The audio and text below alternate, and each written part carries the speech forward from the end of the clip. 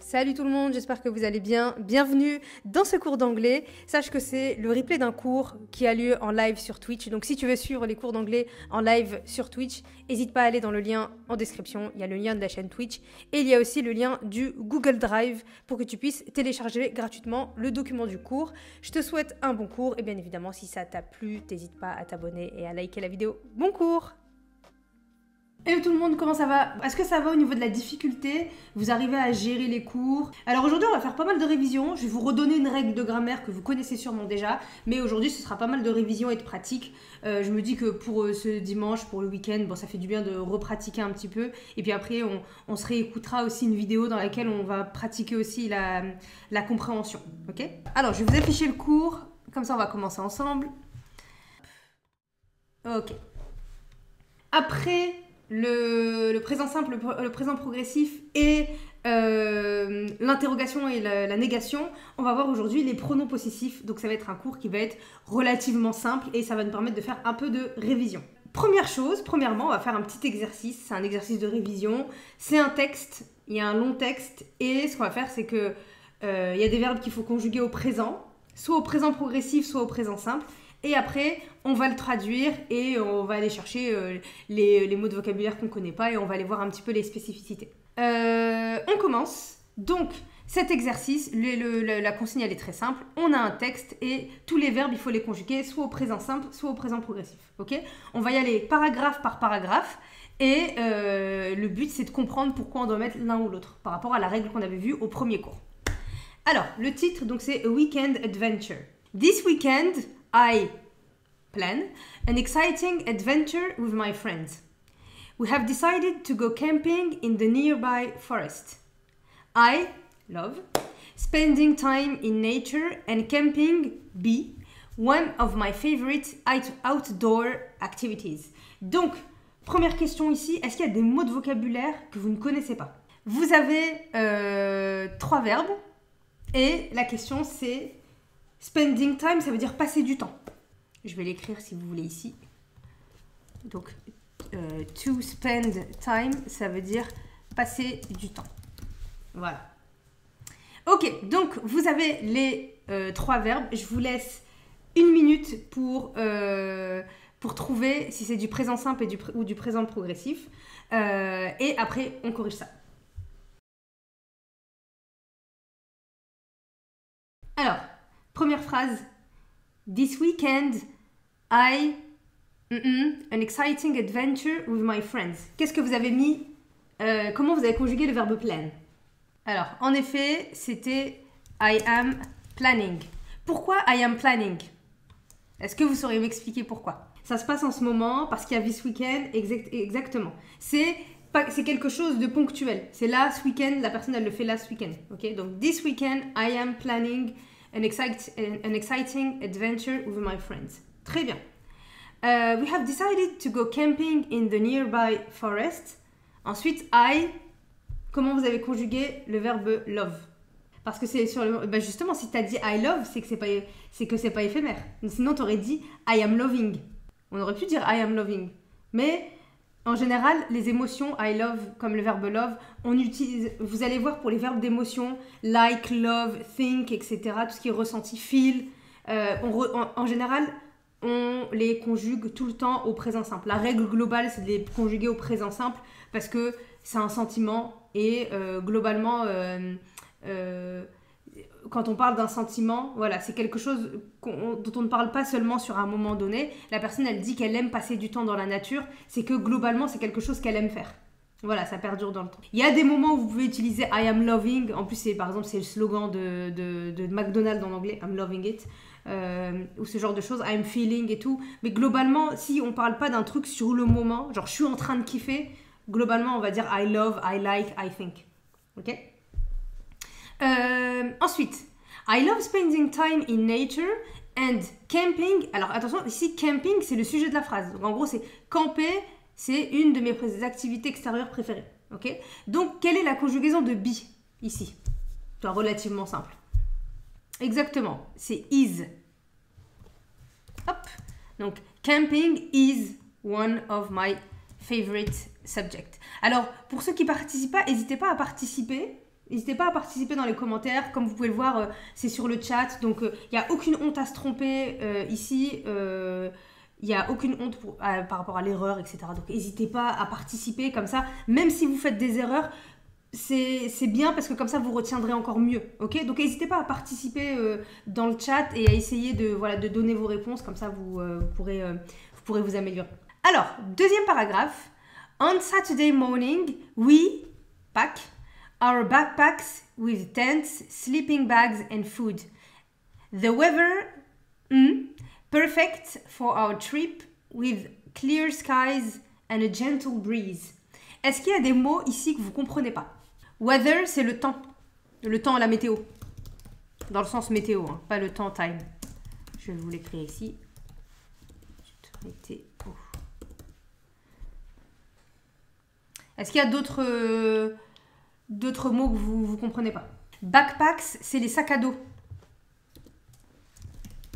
A backpack, donc c'est un sac à dos. Et breeze, c'est le vent. C'est une brise, en fait, en français.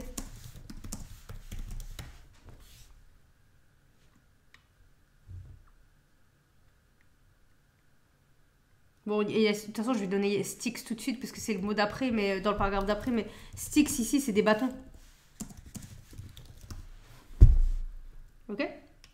Alors, donc on revient sur la phrase ici. On Saturday morning, we pack our backpacks with tents, sleeping bags and food. The weather, perfect for a trip with clear skies and a gentle breeze. Ok, vous avez deux verbes. Je vous donne 1 minute pour les conjuguer. Quelle est la conjugaison de pack? On Saturday morning, we pack ou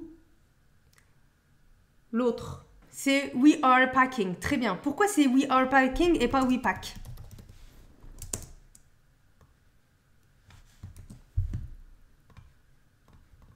Exactement. On Saturday morning, le samedi matin. Donc c'est un truc qu'elle fait à ce moment-là. Exactement. Donc, ce samedi matin, on est en train de préparer nos sacs. Exactement. The weather. Après, il y a look. Perfect for a trip. Alors, attention, ici, le verbe look, ça ne veut pas dire voir. Ça veut dire la météo, elle semble. Elle est, en gros. Is looking, looks. Haha. Là, il y a divergence. C'est looks, en effet. C'est le temps. Ici, en fait, c'est looks. Pourquoi? Parce qu'en fait, c'est la météo, elle semble parfaite pour la journée. En fait, pas pour l'instant. En fait. Donc, on aurait pu utiliser les deux, mais ici, c'était du présent simple. Donc, en gros, la météo, elle semble être parfaite pour le voyage. Donc, c'était pour tout le week-end, en fait. D'où le looks. Ok? Ensuite, troisième paragraphe. We arrive at the campsite in the early afternoon. After setting up our tents, we gather firewood for a campfire. While I collect sticks, my friends prepare a delicious meal over the fire. Est-ce qu'il y a des mots de vocabulaire que vous connaissez pas? Sticks, c'était des bâtons. To gather, ça veut dire réunir. Rassembler. C'est un verbe. Hop.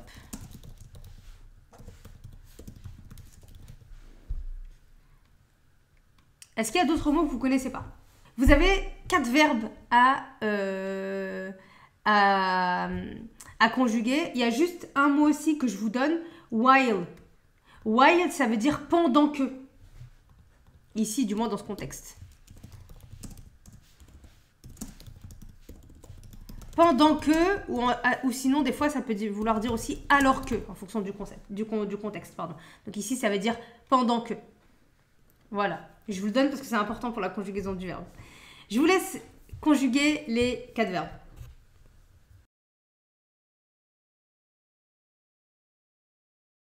Comment vous allez conjuguer le verbe arrive? We are arriving, ok. We arrive. En effet, c'était la bonne traduction, la bonne conjugaison, pardon, c'était arrive. Pourquoi c'est pas arriving? Parce qu'en fait, we are arriving, ça veut dire que, en gros, on est en train d'arriver. En fait, c'est comme si la personne, elle était dans la voiture et qu'elle était en train d'avancer pour, par exemple, se garer ou qu'il lui restait 200 mètres de route. Vous voyez ? Là, la personne, elle dit juste qu'ils arrivent à peu près en début d'après-midi. Donc, le but, c'est juste de parler au moment où l'heure éventuelle à peu près à laquelle ils arrivent. Donc, c'est pour ça qu'on utilise arrive et pas we are arriving. After setting up our tent, donc to set up a tent, c'est bien sûr, ça veut dire installer une tente. Ok ? Vous pensez à setup. Vous voyez, on parle beaucoup de setup gaming. Et bien en fait, le setup, c'est une installation. Ok ? Donc, to set up a tent, ça veut dire installer une tente. Construire sa tente. Ok ?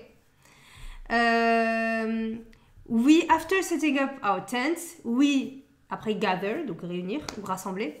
Firewood, donc firewood, c'est des branches d'arbres, en fait, pour faire un feu de camp. Et donc, quelle est la conjugaison ici de gather ? En effet, c'est gather. Alors, en fait... Sana, je crois que tu es un peu perdu parce que tu te dis, là, ils sont en train de faire là maintenant. Donc, en gros, pourquoi c'est pas gathering ? En fait, ici, la personne, elle explique globalement ce qu'ils sont en train de faire. Tu vois, donc, ils arrivent au camp, ils installent la tente et après, ils vont chercher du bois. Tu vois ?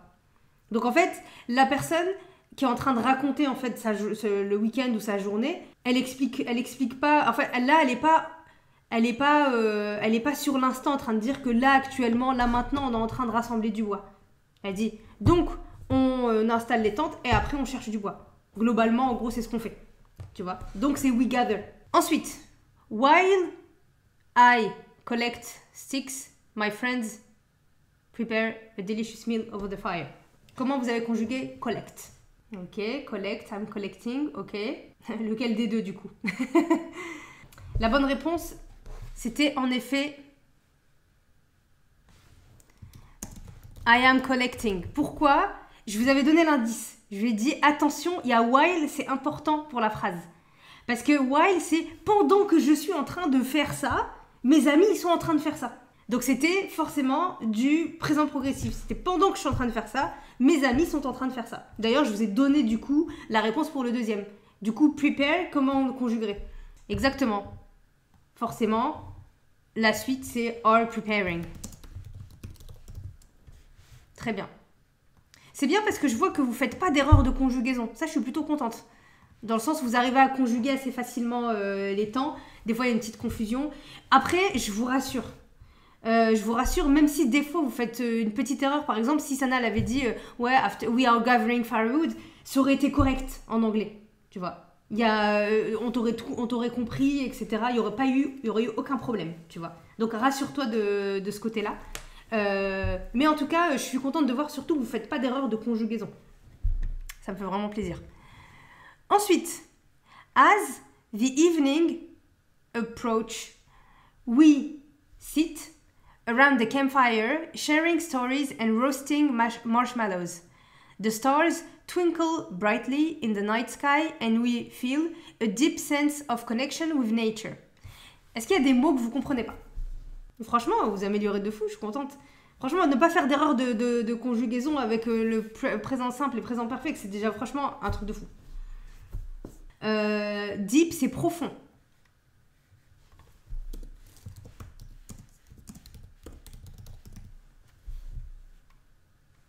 Deep, c'est profond. Twinkle, c'est elle brille. On parle des étoiles. Brightly, c'est de façon lumineuse, quoi. Ok. Alors, vous avez 4 verbes.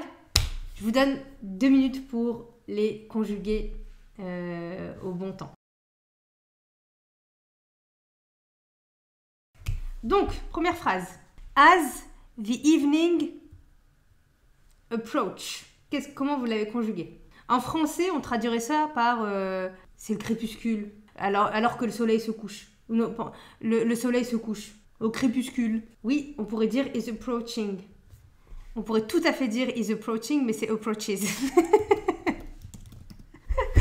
C'est approaches. On n'est pas en train d'expliquer que la nuit est en train de tomber. On est en train juste de constater que la nuit tombe. Voilà. C'est au crépuscule, globalement au crépuscule, pas un moment précis du crépuscule, en fait.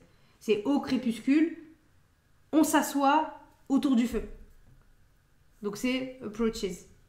Mais votre réflexion, elle est bonne pour is approaching. Je comprends que vous ayez écrit ça. Et we sit around the campfire, sharing stories and roasting marshmallows. Est-ce qu'on dit sit ou est-ce qu'on dit are sitting? Ouais, c'est we sit. On s'assoit. Parce que, en fait, s'asseoir, c'est un geste qu'on fait en une fois. Parce que si on sait we are sitting, c'est comme si vous imaginez un ralenti de nous en train de nous asseoir. Donc en vrai, c'est we sit. Parce qu'en fait, c'est une action qu'on fait en une fois, quoi. We sit around the campfire, sharing stories and roasting marshmallows.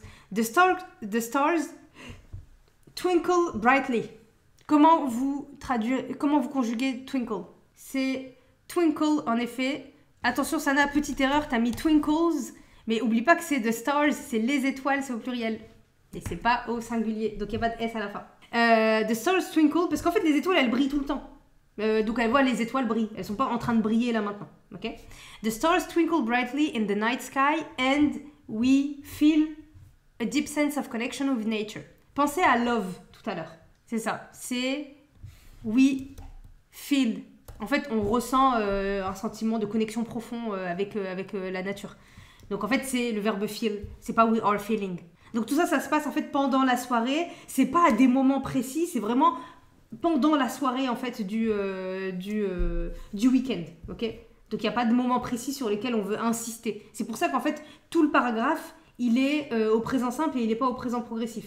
C'est ce qui se passe pendant l'intégralité de la soirée, pas à des moments précis, on ne veut pas insister sur des moments précis. Et enfin, on Sunday, we hike through the forest trails and admire the beautiful scenery. The forest trails, c'est les chemins de randonnée en fait, en gros dans les forêts. Hein. Du coup, comment on conjugue hike et admire? On va commencer par hike. Et non, c'est we hike, c'est pas we hiking. Pourquoi? Parce que en fait, c'est la journée du dimanche, globalement en fait. Pendant la journée du dimanche, ils font une randonnée.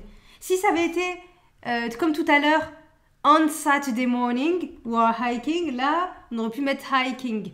Ou at this moment, on Saturday at 6 o'clock, we are hiking, etc. Mais là, c'est we hike, genre la journée du samedi, globalement, on fait une randonnée. Et forcément, la suite, and we admire the beautiful scenery. Et forcément, la suite, c'est également au présent simple, c'est admire. Donc, on admire le paysage. Voilà, c'est ça que je cherchais. Ok, très bien. Est-ce que ça va? Est-ce que c'était difficile? Est-ce que ça fait une bonne révision? Qu'est-ce que vous en avez pensé? On va le relire rapidement. Et ce que je vous propose, c'est de le relire rapidement ensemble une dernière fois. Et comme ça, on se fait une petite traduction et on passe à l'exercice suivant. Ok? Alors, this weekend, I am planning an exciting adventure with my friends. We have decided to go camping in the nearby forest. I love spending time in nature. And camping is one of my favorite outdoor activities. On Saturday morning, we are packing our backpacks with tents, sleeping bags and food. The weather looks perfect for our trip, with clear skies and a gentle breeze. We arrive at the campsite in the early afternoon. After setting up our tents, we gather firewood for a campfire. While I'm collecting sticks, my friends are preparing a delicious meal over the fire. As the evening approaches, we sit around the campfire, sharing stories and roasting marshmallows. The stars twinkle brightly in the night sky, and we feel a deep sense of connection with nature. On Sunday, we hike through the forest trails and admire the beautiful scenery. Du coup, on se refait une dernière petite traduction. Donc, this weekend, I am planning an exciting adventure with my friends. Je suis en train de planifier une super excursion avec mes amis. We have decided to go camping in the nearby forest. Donc, on a décidé d'aller camper dans la forêt qui est pas loin de chez nous. Nearby, ça veut dire proche. I love spending time in nature and camping is one of my favorite outdoor activities. J'adore passer du temps dans la nature et camper, c'est une de mes activités extérieures préférées. On Saturday morning, donc le samedi matin, on prépare nos sacs avec les tentes, with tents, sleeping bags, les sacs de couchage, and food, avec la nourriture.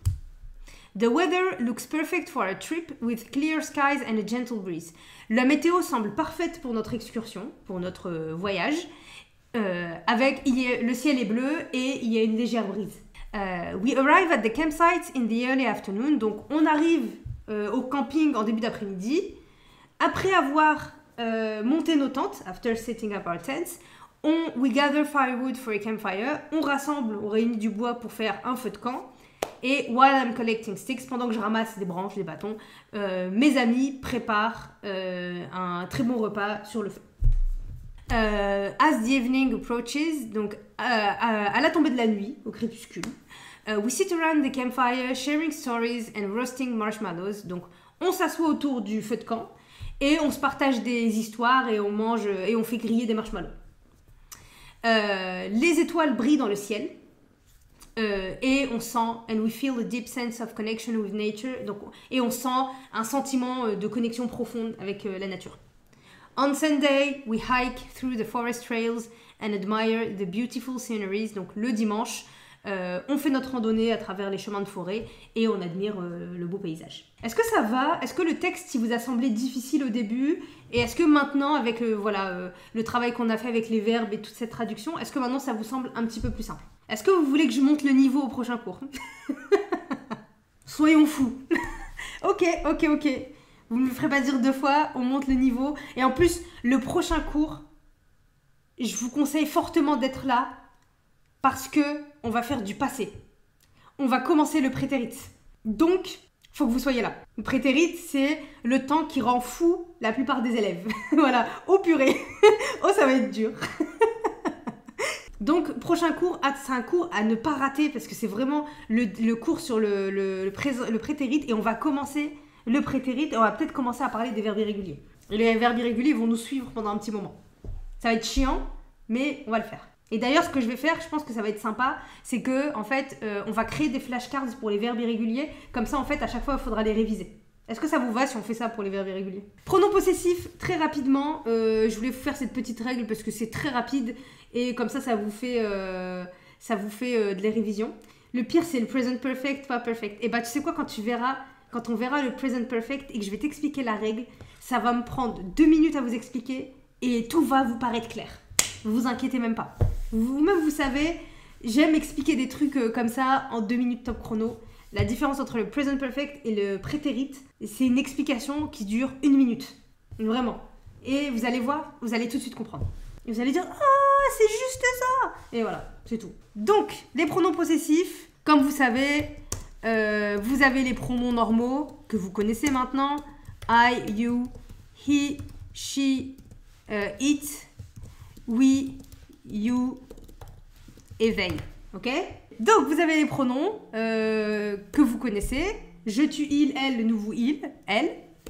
Et comment on dit mon, ma en anglais? Normalement, vous connaissez, c'est assez facile.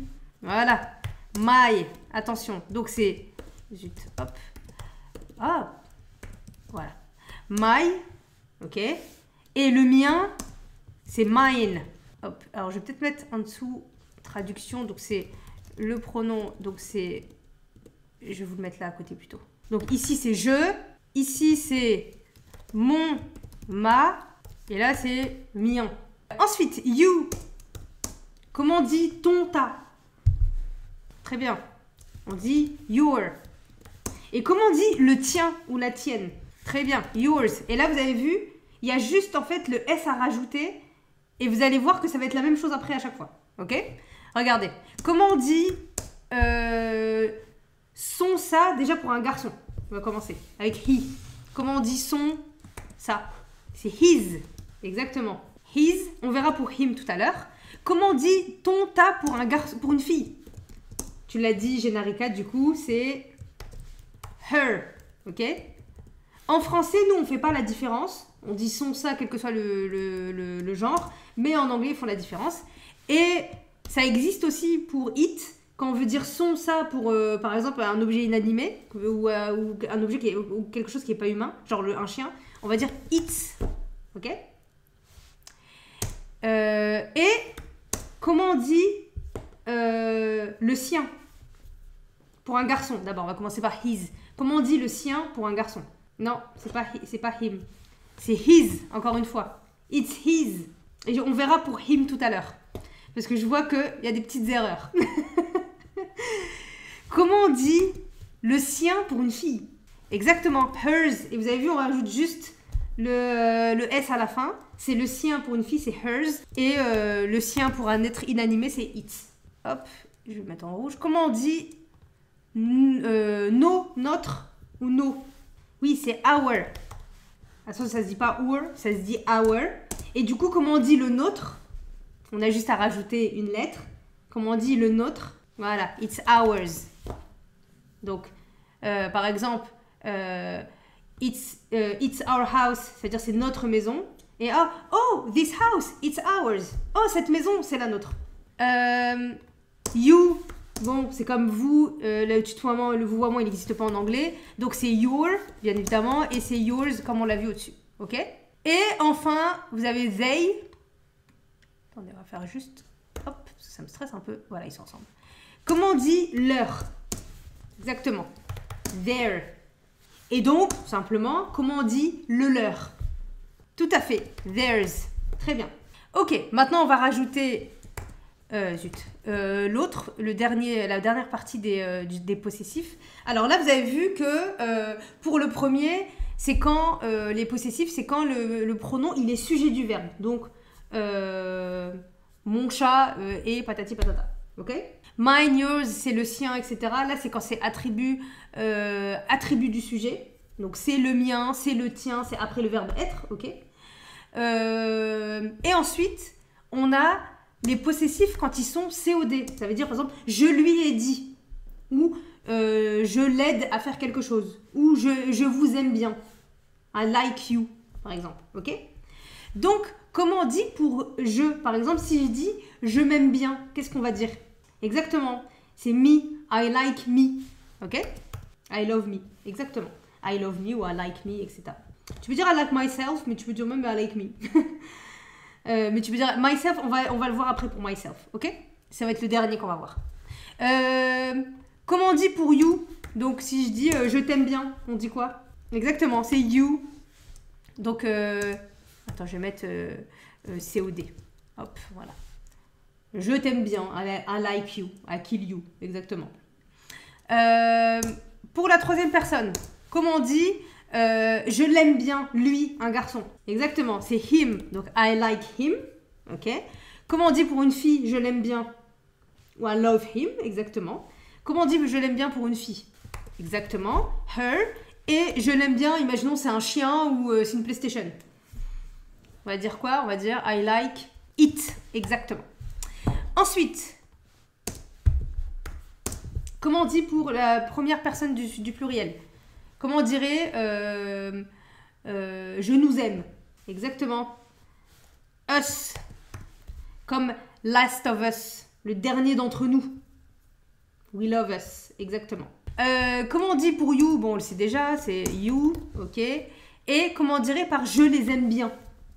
Among us. Exactement. Et comment on dirait je les aime bien? Exactement. Them. Ok. Très bien.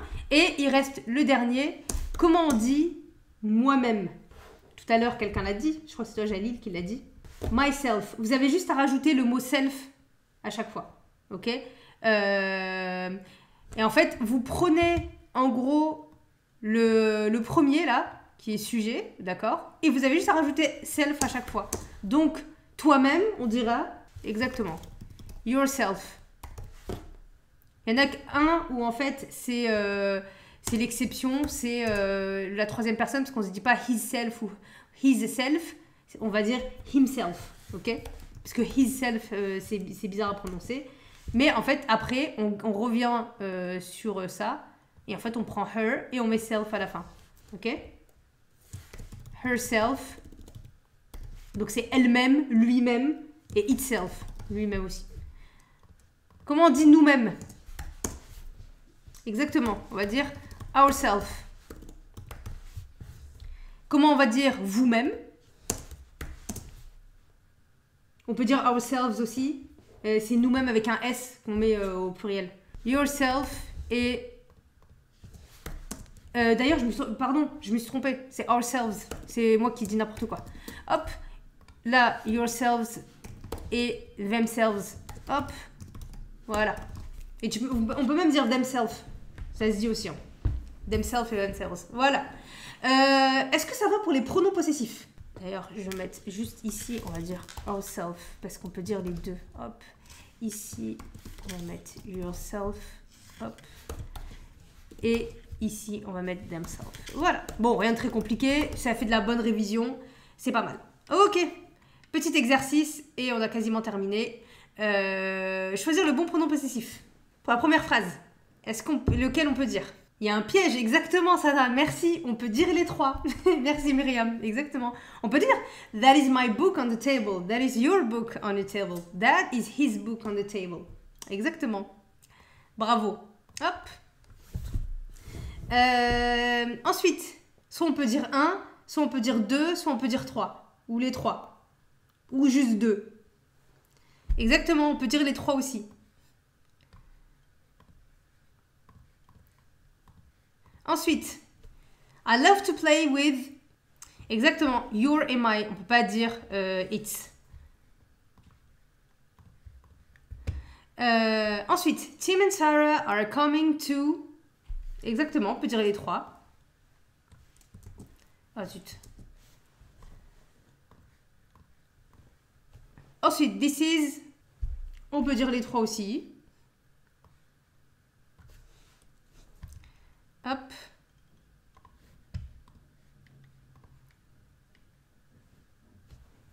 Exactement.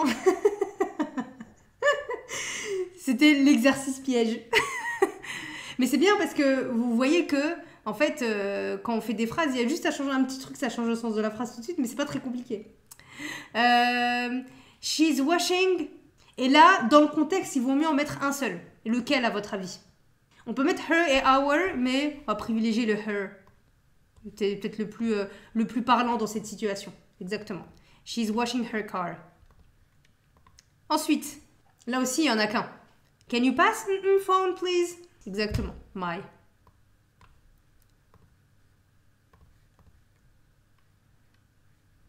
Ensuite, là, il n'y en a qu'un aussi. Exactement. Our. We are going on our vacation next week. Ensuite, the kids are playing with toys in the living room. Exactement. With their toys. Leurs jouets. Ensuite, please give me email address. Ouais.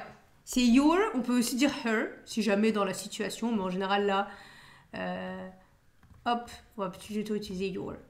That house is. Là, c'est une personne qui parle.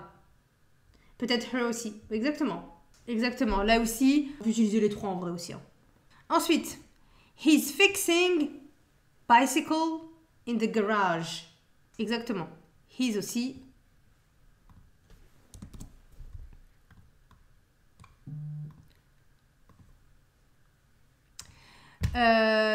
Ensuite, this is first time visiting Paris. Ouais. My, her, exactement. My, c'est le. Voilà. On peut utiliser her aussi. Your, bizarrement, ce serait plus dans une question. Is this your first time visiting Paris? Là, ça aurait été aussi correct. The company is known for excellent customer service. Il n'y a qu'une seule bonne réponse ici. Exactement, c'est it's. Parce que c'est une entreprise. Donc, c'est pas un humain. Donc, on va utiliser it. Donc, l'entreprise est connue pour son customer service, son service client excellent. Et they are going to. Là, il y a une réponse prédominante. Les deux autres, elles peuvent aussi se dire. Mais c'est quoi la réponse prédominante, on va dire? Exactement. C'est there. Très bien. Ok, parfait. Maintenant, il y a un dernier petit exercice si vous avez envie de le faire. Écrire une phrase avec un pronom possessif, une phrase avec du présent progressif, une phrase pour vous décrire, une phrase interrogative à la troisième personne du singulier et une phrase négative. À vos claviers, vous m'écrivez ce que vous voulez, c'est juste là pour le kiff. Faites-moi des phrases Faites-moi des phrases, voilà, faites-vous kiffer. Essayez de faire des phrases un peu complexes, genre, voilà. At the moment, I'm cooking the dinner. Très bien, Sana, franchement top. I miss my cat because I'm in holiday. Ok, I'm on holidays. Mais sinon, c'est très bien, bravo. This phone is mine. Ok, good, good, good. Très bien. This Algerian flag is mine. Et on n'en peut plus de vous. I love my English teacher. Oh, et celle-là. I love you too. I'm writing on Samira's chat. Oh, stylé, stylé. Bravo. Today, I have not inspiration. I have no inspiration. Il faut dire. Je n'ai pas d'inspiration. Sinon, si tu veux dire je n'ai pas d'inspiration en utilisant la négation, tu vas dire Today, I don't have inspiration. Any inspiration. Is Samira old enough to be called... T'es dégueulasse. Is Samira old enough to be called Khalti? Elle était horrible. Non, en anglais, le pardon, là. Am I old enough to be called the Khalti? I think I am young. I'm very young. This sentence isn't true. I don't think she deserves my hate like this. Yes, I don't deserve it, really. Does he has a cookie? Attention, c'est does he have. Jenna, quand tu fais une phrase à la forme interrogative, le S de la troisième personne, il va au verbe, à l'auxiliaire do. Donc c'est does he have, et le verbe have, il reste pareil. Ok. Does she read her book? Très bien, très bien. Ouais, vous faites des super phrases, hein. Et c'est dur de faire des phrases en anglais en vrai, hein. I love you, Samira. I love you too. Don't ban me. I won't. I will not ban you, don't worry. But don't say again that I am old, please. This is very offensive. I'm very sad. Very, very sad. Samira loves her students. Yes, I love all my students. I love my home. I'm studying with Samira. Studying, attention Fatima, S-T-U-D-Y-I-N-G. I am older than Samira. Ah, il faut qu'on fasse les superlatifs et tout d'ailleurs, les comparatifs et tout. Does she like me? Of course I like you. I don't like cooking. Oula, écrit cooking. Il y a une faute à cooking. C-O-O-K-I-N-G. Ok? Do you continue to write your book? Yes, it's very difficult, but I continue. I love you, Samira. I love you too, Alia. Stop complaining, please. You're getting on my nerves. Et tu t'écris dans un film, Myriam, c'est tout. I'm very strong as a basketball player. Really? Oh, you know, yesterday I watched a basketball game in Paris. In Paris, Bercy. Très bien, très bien. Bravo, bravo. Okay, I'm very excited to read your book. Thank you very much. Thank you, thank you. Je vous envoie le... On va arrêter ces bêtises. Je vous envoie le lien du drive. Tout êtes sûr comment le lien. Hop, voilà. Je vais vous l'envoyer tout de suite. Comme ça, vous avez le cours. Il faut que je continue le montage pour vous les envoyer en replay. Voilà, vous avez le Google Doc. Je les mettrai de toute façon à chaque fois sur YouTube. Est-ce que le cours vous a plu? Dites-moi. Ah, c'est parce que vous êtes drôle. Franchement, on a bien ri. En fait, il faudrait qu'on fasse le cours juste pour ça, tu vois. Genre, rien qu'on fait de la pratique dans le chat, c'est très drôle. On aurait pu se contenter de ça en vrai. Yes, it's very funny. Ok, bon, prochain cours, on monte le niveau et on commence le prétérit. On commence le passé. Même chose, je vous préparerai un texte au passé. Je vous préparerai quelques phrases à traduire du français vers l'anglais. Et après, même chose dans le chat, je vous proposerai d'écrire des phrases au passé, enfin ce genre de choses. Ok? Et on continuera d'écouter Tom Sawyer parce que c'est au passé Tom Sawyer. Donc comme ça, on pourra regarder les verbes qui sont conjugués, etc. etc. Ok?